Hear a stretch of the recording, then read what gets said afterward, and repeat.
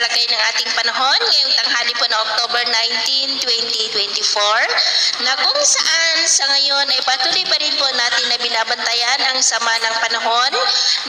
na nasa silangang bahagi po ng Bicol Region na nandito na po sa loob ng ating area of responsibility about 1,030 km east of Catanduanes. Posible po itong maging bagyo between 24 to 48 hours at tatawagin po sa local name na bagyong Christine na banda po dito sa Luzon.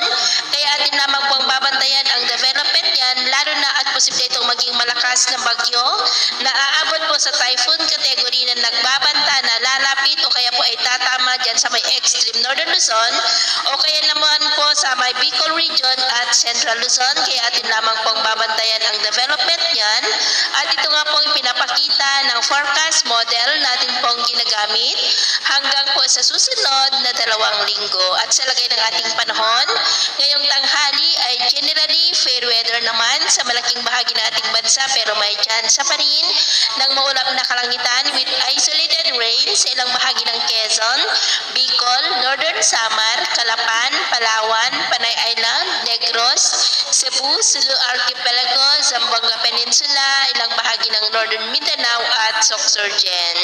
At sa susunod po ng mga oras ay mas maraming lugar na ulit ang makakaranas ng mas maulap na kalangitan with isolated rain sa ilang bahagi po ng Sulu Archipelago, Zamboanga Peninsula, Northern Mindanao, Sorsogon, Davao, ilang bahagi ng Caraga, Western Visayas,